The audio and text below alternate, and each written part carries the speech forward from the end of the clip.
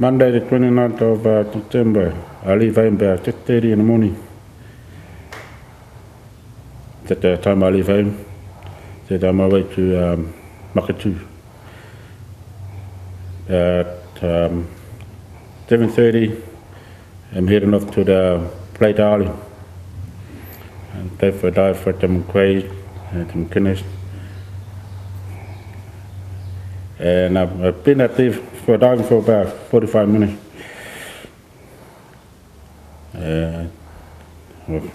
Time I get back up on a boat, and the rain started to come down a bit, but the water is nice and calm, really, when I was out.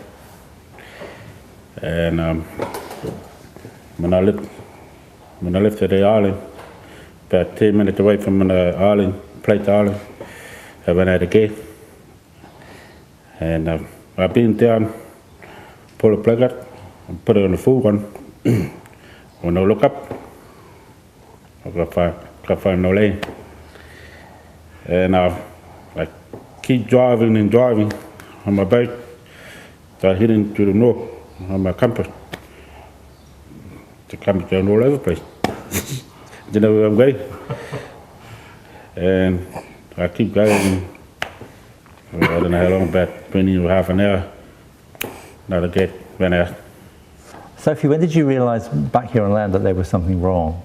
It wasn't until I got a text from TK about 1 minute past 12. The text said, "Mum, ring Coast Guard. We lost at sea." And I panicked.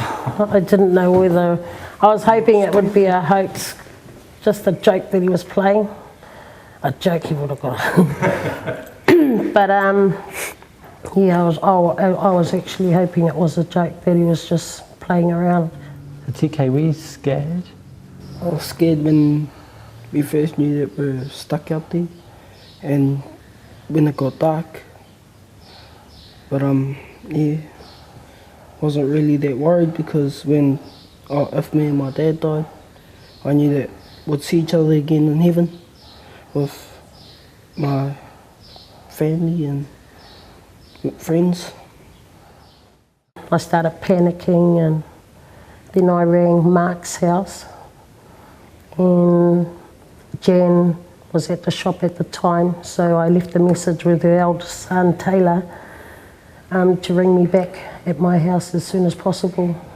Jan rang back pretty much straight after I'd hung up, and asked me what was wrong. I was actually at work and took it off, and my wife had sent me a text, and then she rang me saying that Rua and TK and 3 others were lost at sea.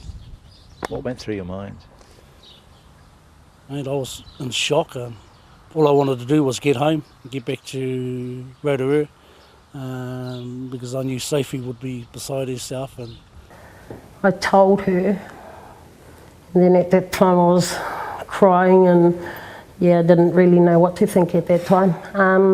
But she said to leave it with her, and she got in touch with the police. What was going on then here at the church while the search was underway? What was happening here? Well, we knew all we could do was come down here and pray. We got the word out, and different churches in the community all came together, and we came down here to pray, and all peoples from all walks of life came down to, and that's all we could do at the time, was pray and hope and trust in the Lord. So meanwhile, what was happening on the boat? Before it getting dark, then I put the towel over the door to block it off, and one of my diving belt weight, I put on top of the skateboard anyway, put on top of the towel, it won't fall down. And I told everybody to stay put, stay there, and stay in dark and darker. Stay there all night, walking away with the boat, with the water and noise. And the water keep coming into the boat, bend down, keep going like that, going like that.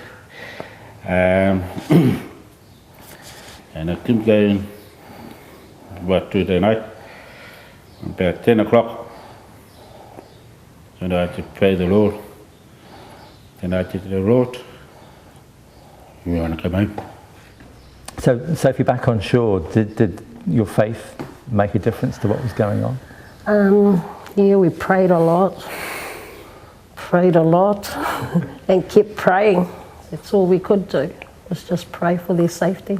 Every hour, the Coast Guard would keep in touch with me. Coast Guard actually rang to ask more information about the boat. I knew a bit about the boat, but not the full knowledge of what they wanted to know. So they asked me if the boat had been serviced. So I told them the person that serviced our boat, the boat had been serviced in September last year. I gave them Andrew as the gentleman that does our boat.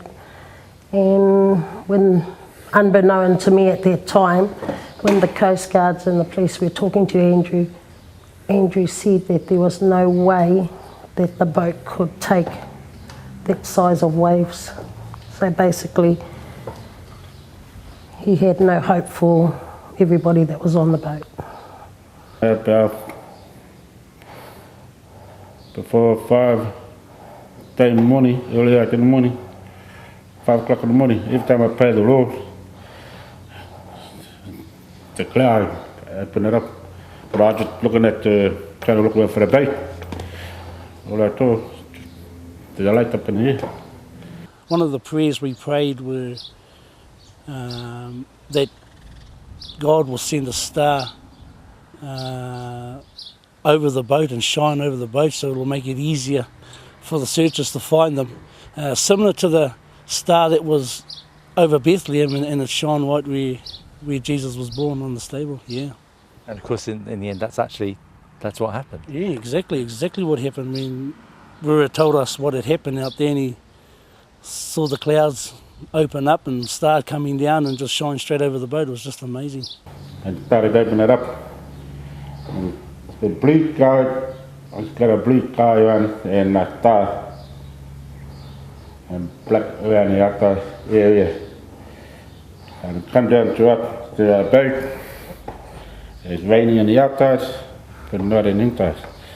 I said, whoa! I didn't believe it. Whoa! We want to go home. Lord, we want to go home. And God said, you are going home. So what went through your mind when they came and said, look, we found them? Oh gosh. Sadness because they had to go through all this ordeal. Joy because I had my son home and my husband home and all the families were safe. Yeah, I was just overwhelmed thanking the Lord for bringing them home. It was a miracle. It honestly was a miracle that they made it through the night. When a tragedy or a near tragedy like this happens and there is trouble, how does God work through it? Well, we believe that He wants us to turn to Him. Exactly what Rua did. When he was in trouble, he turned to the Lord and said, Lord, I need help. And in a situation like this, all we could do was turn to Him and put our trust and our faith totally upon Him. And yeah, and at the end, through all this, I know that He is glorified.